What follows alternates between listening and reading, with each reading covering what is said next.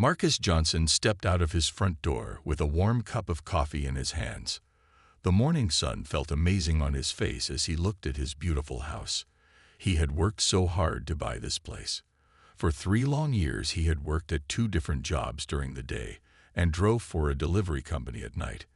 Every dollar he saved went toward his dream of owning a home in a nice neighborhood. The house was everything he had ever wanted. It had white walls with blue shutters and a big green lawn in the front. Marcus had painted those shutters himself last summer. He had also planted rose bushes along the fence and small flower beds near the walkway. His neighbors often complimented him on how nice his yard looked. Mrs. Henderson from next door always told him that his roses were the prettiest on the whole street. Marcus walked slowly across his lawn toward his favorite rose bush. This one had bright red flowers that reminded him of his grandmother. She had taught him everything he knew about gardening when he was a little boy. Every morning before work, Marcus would spend a few minutes checking on his plants and flowers. It made him feel peaceful and happy. Today felt extra special because it was Saturday and he did not have to rush off to his job at the software company. He bent down to smell the roses and noticed they needed water. Marcus went to get his garden hose from the side of the house. As he turned on the water, he thought about how lucky he was. 2 years ago, he never imagined he would own such a beautiful home. The neighborhood was quiet and safe. Most of his neighbors were friendly and would wave when they saw him. Some even stopped to chat about the weather or ask about his garden. Marcus began watering his roses very carefully. He had learned that roses need just the right amount of water. Too much water could hurt them, and too little would make them die. As he moved the hose from one bush to another, he felt completely relaxed. This was his favorite time of the day. The air was cool and fresh. Birds were singing in the trees. Everything felt perfect in his little corner of the world. While he watered his plants, Marcus noticed his neighbor, Mr. Patterson, working in his garage across the street. Mr. Patterson was a retired army man who always kept his property very neat and clean. He waved at Marcus and Marcus waved back.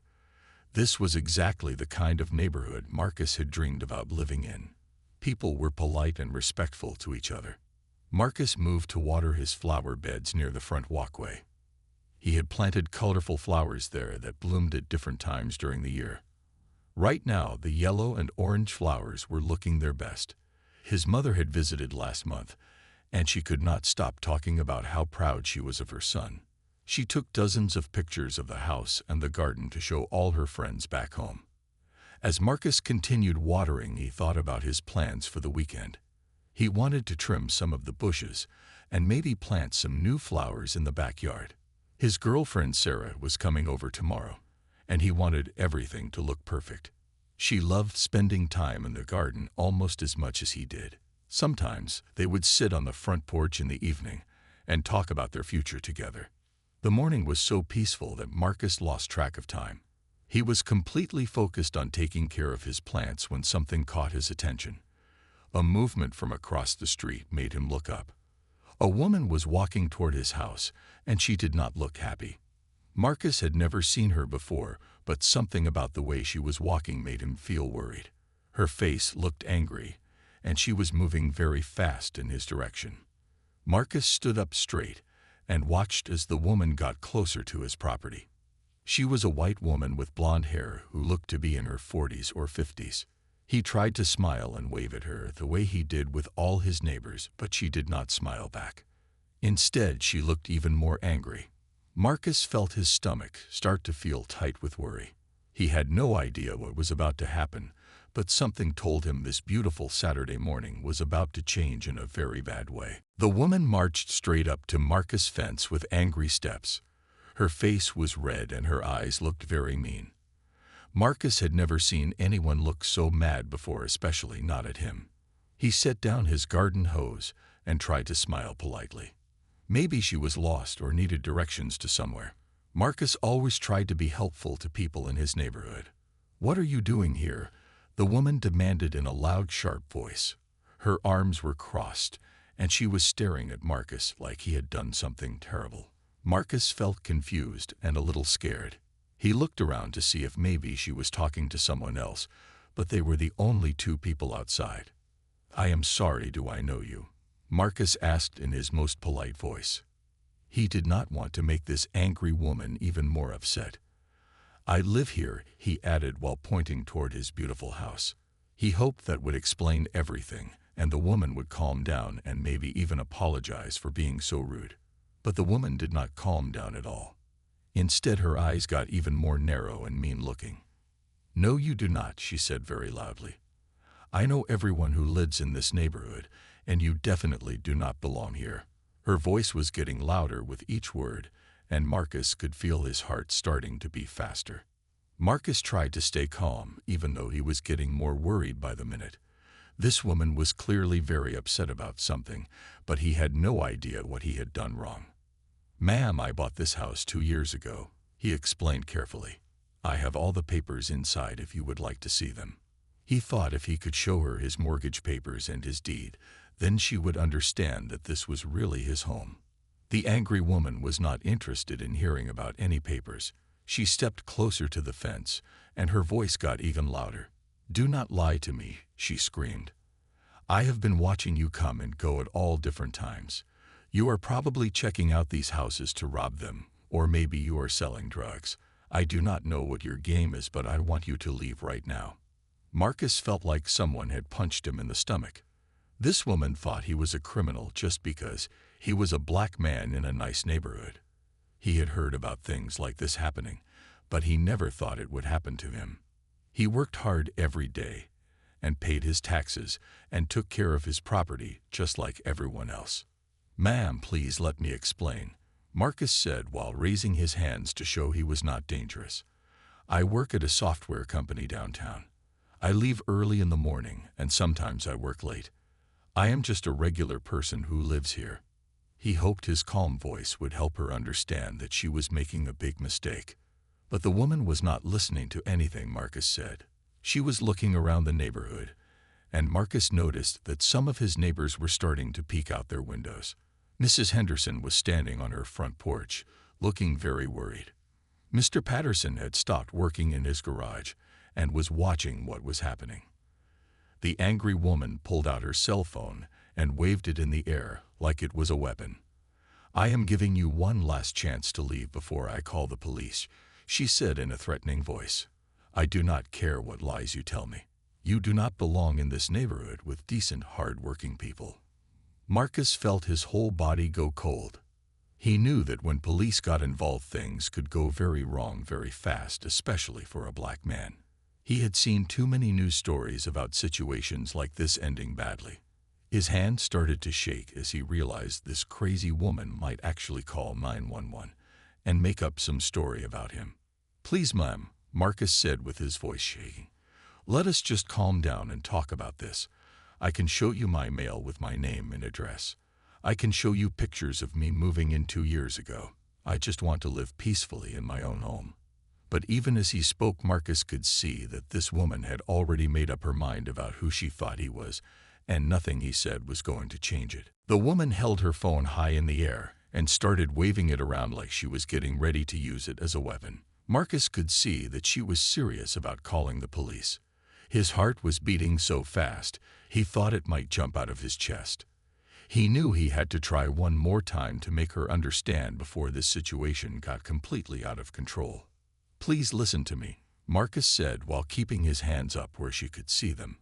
"I am not trying to cause any trouble. I just want to water my plants and enjoy my Saturday morning. This is my house and I can prove it to you." He spoke very slowly and clearly, hoping that maybe his calm voice would help her realize she was making a terrible mistake. But the angry woman was not interested in listening to anything Marcus had to say. She started walking around the edge of his property like she was a detective investigating a crime scene. She kept pointing her phone at him, and Marcus realized she was recording everything. This made him even more scared, because he knew that videos could be edited to make innocent people look guilty. "I do not care what fake papers you think you have," the woman screamed at the top of her lungs. "You do not belong in this neighborhood. These are good, decent people who live here, and we do not need people like you bringing down our property values." Her voice was so loud that Marcus was sure everyone on the street could hear every word she was saying. Marcus felt like someone had slapped him across the face. The woman was not even trying to hide the fact that she did not want him in the neighborhood because he was black. She thought that just because of the color of his skin, he must be a criminal or someone who would make the neighborhood worse. It hurt him deeply, but he knew he had to stay calm no matter what she said to him. More neighbors were coming out of their houses now. Marcus could see Mrs. Henderson standing on her porch looking very upset. She kept taking steps toward them like she wanted to help, but then stopping like she was afraid to get involved. Mr. Patterson was now standing in his driveway with his arms crossed looking angry, but Marcus could not tell if he was angry at him or at the screaming woman. The woman noticed that people were watching, and this seemed to make her even more excited. She started talking louder and moving around more dramatically like she was putting on a show for everyone. "Look at this, everyone," she called out to the neighbors. "This man is threatening me and refuses to leave our neighborhood.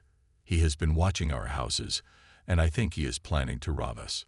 Marcus felt sick to his stomach. This crazy woman was telling lies about him to his own neighbors, people who had known him for 2 years and had always been friendly to him. He worried that some of them might start to believe her lies, especially if she kept screaming them loud enough for everyone to hear. "I have never threatened you," Marcus said clearly while looking directly at her phone camera. "I am standing in my own yard, and I have not moved toward you even one step. You came to my property and started yelling at me while I was watering my flowers." He wanted to make sure that if anyone saw this video later, they would know the truth about what really happened. The woman laughed in a mean way that made Marcus feel even more worried. "We will see what the police think about your story," she said while starting to dial numbers on her phone. "I am sure they will be very interested to hear about the suspicious man who has been casing houses in our nice, quiet neighborhood." Marcus quickly pulled out his own cell phone and started recording too. He had heard that the only way to protect yourself in situations like this was to have your own video evidence. His hands were shaking so badly he could barely hold the phone steady, but he knew this might be the only thing that could save him from whatever lies this woman was about to tell the police. The woman pressed the numbers on her phone, and Marcus watched in horror as she prepared to call 911. He knew that once the police got involved, everything would change. He had seen too many news stories about black men who had been hurt or killed during police encounters that started just like this one. His whole body was shaking now, but he tried to keep his phone steady so he could record everything that was about to happen. When the 911 operator answered, the woman completely changed her voice. All of a sudden, she did not sound angry and mean anymore. Instead, she sounded scared and helpless, like she was the victim of some terrible crime. Marcus could not believe how different she sounded from just a few seconds ago when she had been screaming at him. "Please help me," the woman said in a shaky, frightened voice. "There is a very suspicious black man in my neighborhood who has been threatening me. I think he might be dangerous. He has been watching all the houses on my street, and I think he is planning to break into them or maybe hurt someone." Her voice was trembling like she was about to cry. Marcus stood frozen in his own yard listening to this woman tell complete lies about him to the police. Everything she was saying was the exact opposite of what had really happened. She was the one who had come to his house. She was the one who had been yelling and making threats. She was the one who had been acting crazy and dangerous. But now she was making it sound like he was the problem. "He is being very aggressive toward me right now." The woman continued talking to the 911 operator. "I asked him politely what he was doing in our neighborhood, and he started getting angry and moving toward me. I am really scared. I think he might have some kind of weapon. Please send police cars right away before something terrible happens."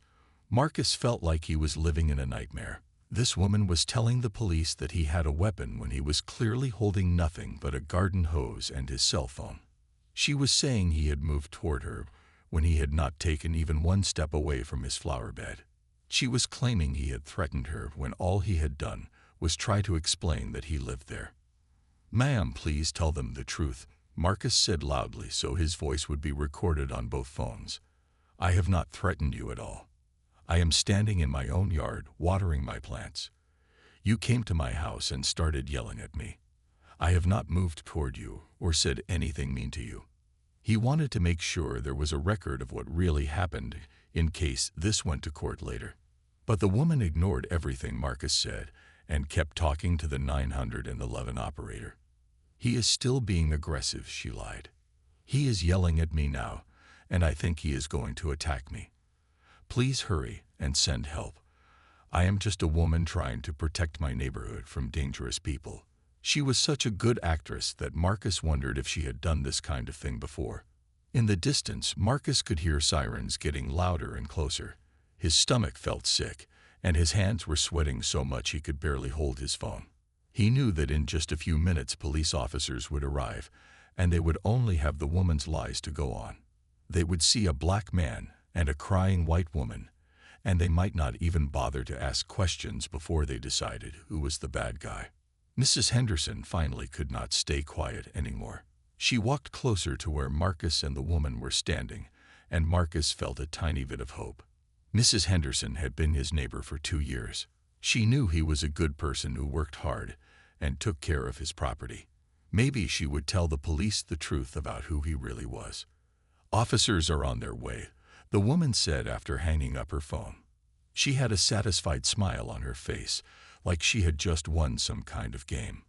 "We will see how tough you are when the police get here to deal with you." She crossed her arms and stood there waiting like she was enjoying every second of Marcus' terrible situation. Marcus looked at his beautiful house and his perfect garden and wondered if this might be the last time he would ever see them.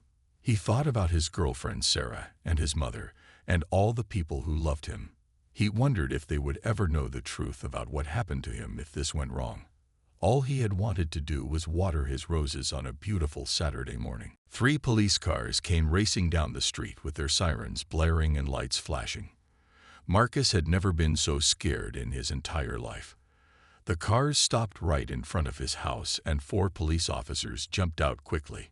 Marcus could see that their hands were near their weapons, and they looked ready for some kind of dangerous situation. Marcus immediately put both hands high up in the air. He had learned from his father that this was the most important thing to do when police arrived. "Officers, I live here," he called out in a clear, loud voice. "This is my house. I have my identification in my back pocket." He wanted to make sure they knew right away that he was not trying to hide anything or run away.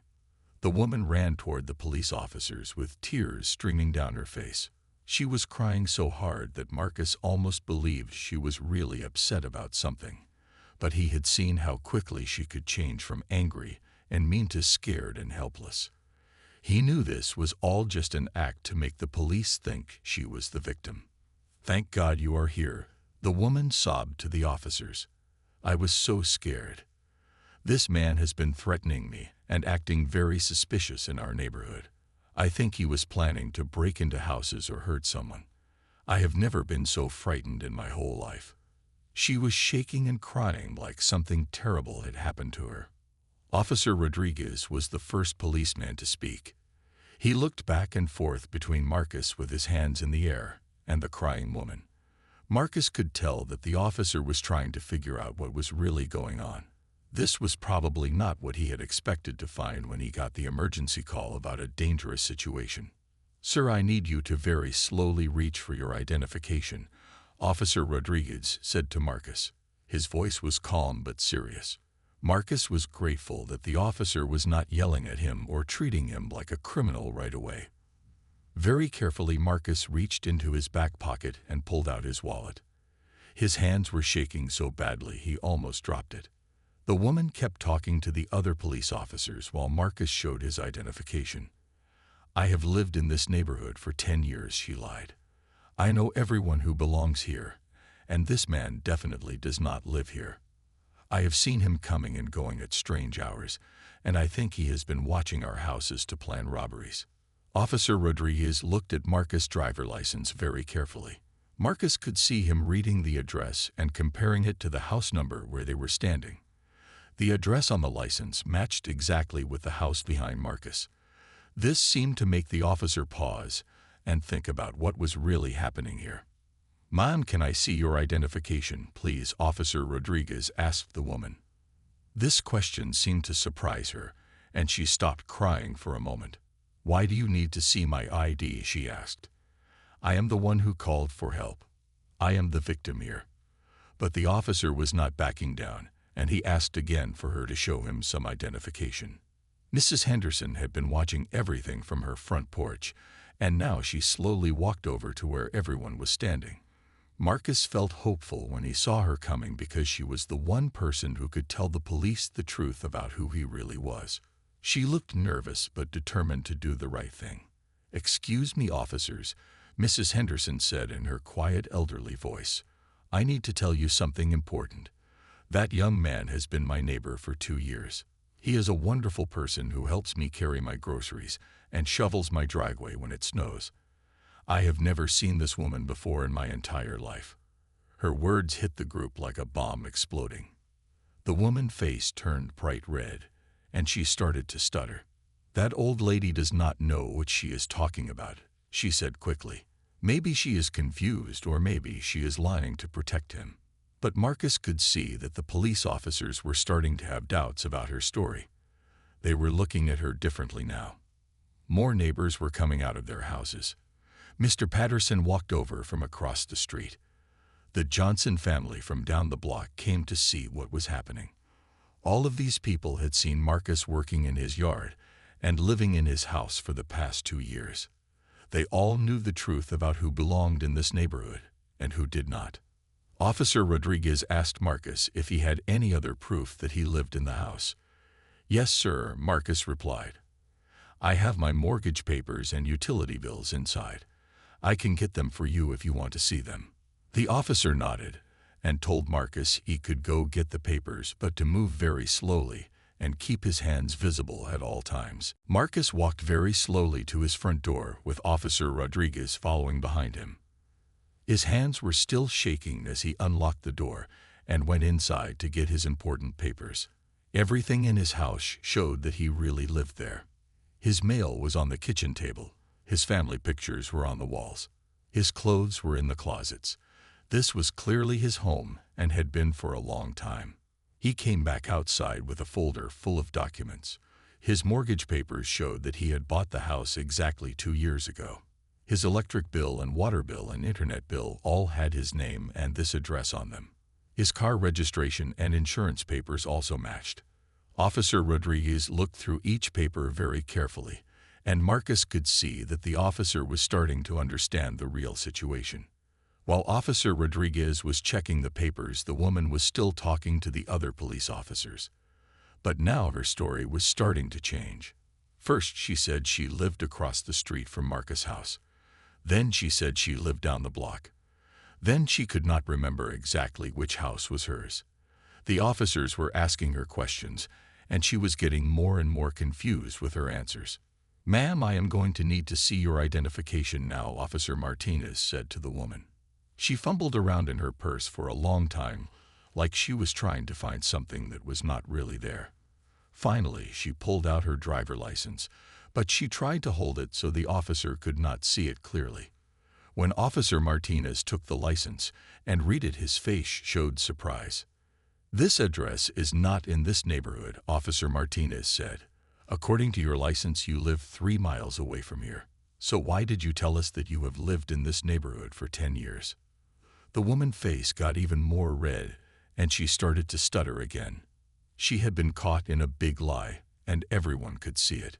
More neighbors kept coming over to support Marcus. Mr. Patterson shook his head in disgust when he heard what the woman had been saying. "Officer, that young man is one of the best neighbors we have ever had," he said in his strong military voice.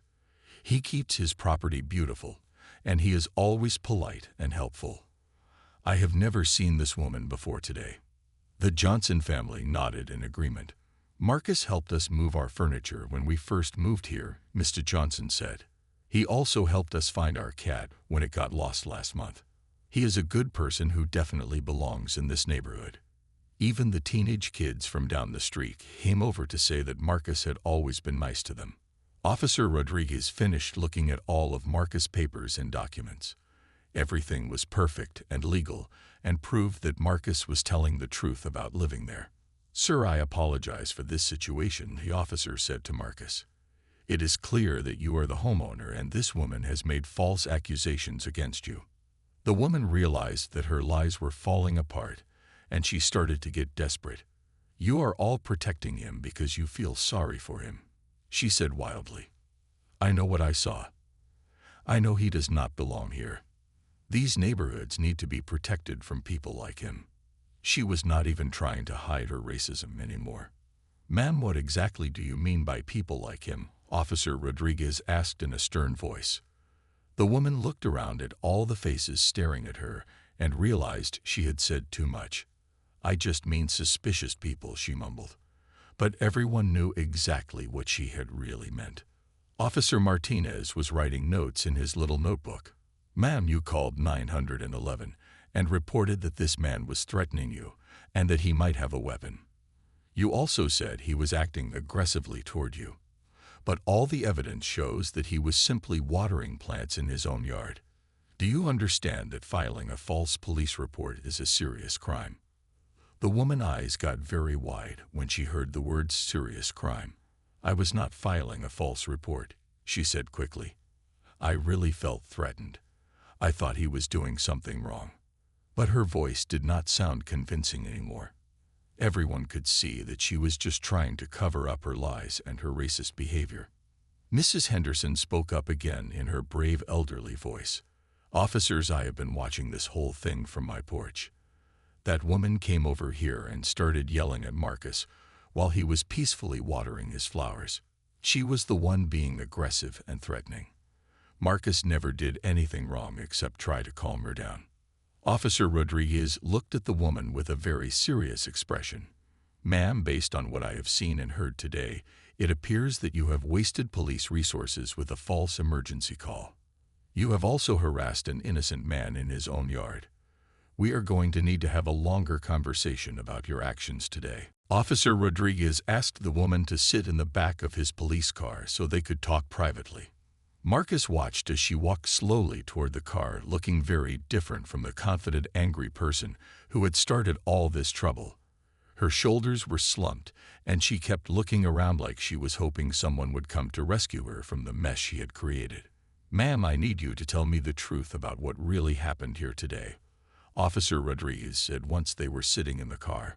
Marcus could not hear exactly what they were saying, but he could see through the car window that the woman was talking fast and moving her hands around a lot. She looked like she was trying very hard to convince the officer that her story was true. After about 10 minutes, Officer Rodriguez got out of the car and walked back over to where Marcus and the other neighbors were standing. His face looked serious and a little bit angry. "She has admitted that she does not actually live in this neighborhood," he told everyone. "She says she drives through here on her way to work every day, and she has been seeing Marcus for several weeks." Mrs. Henderson shook her head in disbelief. "So she has been watching our neighbor like some kind of stalker," she said. "That is very creepy and scary. What gave her the right to decide who belongs in our neighborhood and who does not?" Other neighbors nodded and made similar comments about how wrong the woman's behavior had been. Officer Rodriguez continued explaining what the woman had told him. "She says she was worried about property values in the neighborhood. She thought that having certain types of people living here would make the houses worth less money.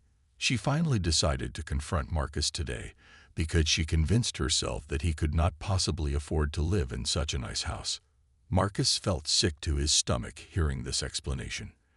The woman had been driving by his house for weeks, making up stories in her head about who he was and what he was doing.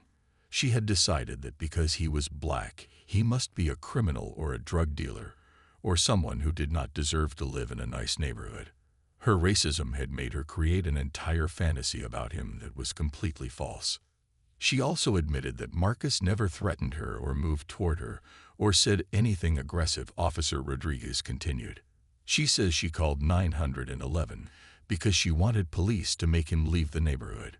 She thought if she said he was dangerous, then officers would remove him without asking too many questions." Mr. Patterson was so angry he started pacing back and forth. "This is absolutely disgusting," he said in his loud military voice. "I fought for this country so that all Americans could live freely and safely. This woman tried to use the police to terrorize an innocent man just because she does not like the color of his skin." The other officers were also questioning the woman and checking her story. They found out that she worked at an insurance office 3 miles away and that she had chosen to drive through Maplewood Heights every day, even though there were shorter routes to her job. She had been going out of her way to drive through the neighborhood so she could look at the houses and the people who lived there. "She has no connection to this neighborhood at all," Officer Martinez reported. "She does not know anyone who lives here. She has never been invited here.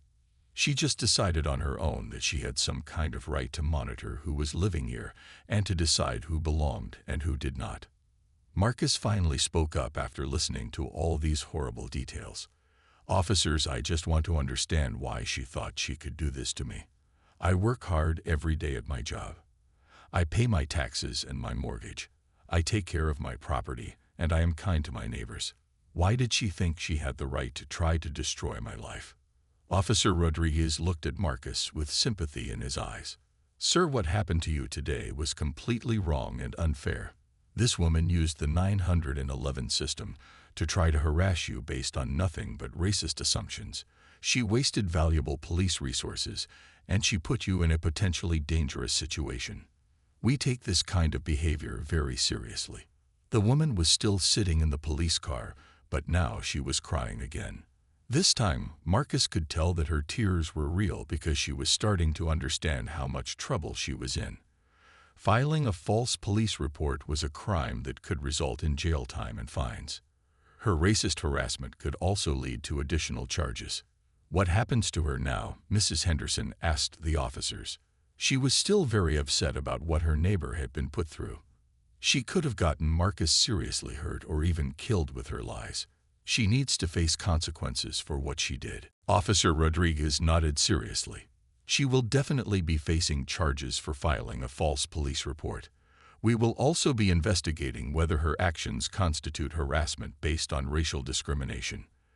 The district attorney will decide what additional charges might be appropriate in this case." Officer Rodriguez walked back to the police car and told the woman that she was under arrest. Marcus watched as the officer read her rights to her just like he had seen in movies and on television shows. The woman started crying even harder when she heard the words, "You have the right to remain silent," because she finally understood that this was really happening to her. "I did not mean for this to go so far," the woman sobbed as Officer Rodriguez put handcuffs on her. "I just wanted to protect the neighborhood. I did not think I would get in trouble for calling the police." But her excuses did not matter anymore. She had made her choices, and now she had to face the consequences of what she had done. As the police car drove away with the woman in the back seat, all of Marcus' neighbors gathered around him. Everyone was talking at once, trying to apologize for what had happened and to make sure he was okay. Marcus felt overwhelmed by all the support and kindness that people were showing him. He had been so scared and alone just an hour ago, but now he felt surrounded by friends. Mrs. Henderson was the first person to give Marcus a big hug. "I am so sorry this happened to you, dear," she said with tears in her eyes. "You should never have had to go through something so awful. You are a wonderful neighbor and a good person, and everyone here knows that." Her words made Marcus feel emotional because he had been holding in all his fear and anger for so long. Mr. Patterson shook Marcus' hand firmly like soldiers do when they meet each other. "Son, I want you to know that what happened today does not represent what this neighborhood is really about. Most of us are good people who judge others by their character, not by the color of their skin. That woman was a stranger who had no right to come here and cause trouble."